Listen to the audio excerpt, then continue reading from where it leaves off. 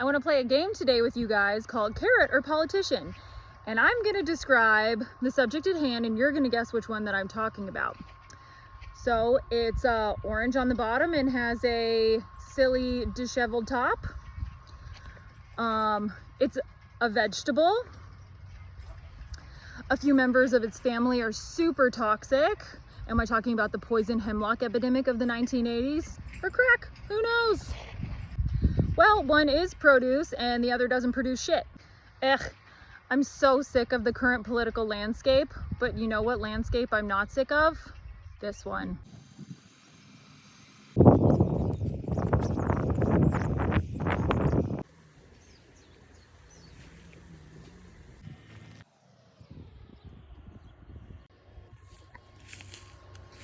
So let's just focus on the one that actually produces something useful. And today I'm going to show you how to make carrot ginger soup, which is one of my favorites, made with fresh coconut milk and a carrot top pesto. Carrots are related to parsley, cilantro, fennel, celery, and poison hemlock. Like most crops, these have been selectively bred over millennia to become a softer, sweeter, and more domesticated version of themselves. Like I saw this old VHS tape one time of Carrots Gone Wild. It was crazy. They were just soaking up tequila like it was water and ripping their tops off. So it takes like 1,000 years, but turns out you can turn a hoe into a housewife. This is fennel. It grows wild all over the place up here. So the first thing we're gonna do is chop and then saute our carrots, ginger, garlic, and onion. So we're just giving this a nice saute on medium with some olive oil. Man, my ex-boyfriend from college would make this soup and he insisted on making it with butter. And I was like, no, it'll like just taste exactly the same, except for it doesn't have that fucking disgusting like lactose aftertaste. Like last night, I had to cut this cake for a wedding that had butter in the buttercream frosting.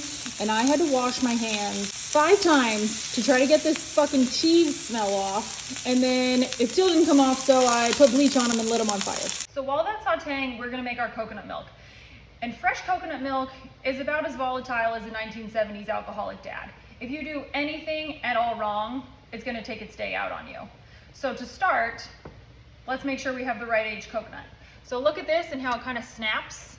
It doesn't bend, it's not rubbery at all. This is the age you want. If it's too young and it's rubbery, you're not gonna be able to strain it and it's gonna kind of turn out more like yogurt than milk. If it's too cold, the fats aren't gonna separate when you blend it and you're gonna get this like watery, kind of underwhelming, nasty coconut milk. If the game's on, don't change the channel. So I know it seems like coconut really has a lot of rules, but it's just done a really good job of setting up clear boundaries. You can't just milk anything, fucker. We are just gonna top that with water so that they're right about the same height. And that's gonna give us just a really nice, like all-purpose coconut milk, like the Toyota Camry of coconut milk. So now we are gonna strain our coconut milk through my fancy designated coconut milk straining bandana. And then the pulp that's left over here. So if you dehydrate this or you bake it, this is how you make coconut flour. But you guys are probably just gonna go to Whole Foods and buy coconut milk, right? It's a real Toyota Corolla move.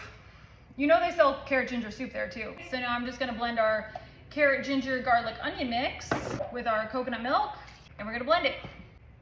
So now we've got all these beautiful carrot tops, which we definitely don't want to waste. So I'm gonna give them a quick rinse, and then I'm gonna throw them in the cast iron just to wilt them a little bit, and then we're gonna blend them with our other herbs. Okay, so we've got our wilted carrot tops, our cilantro, our fennel, our parsley, and a little bit of like an onion top.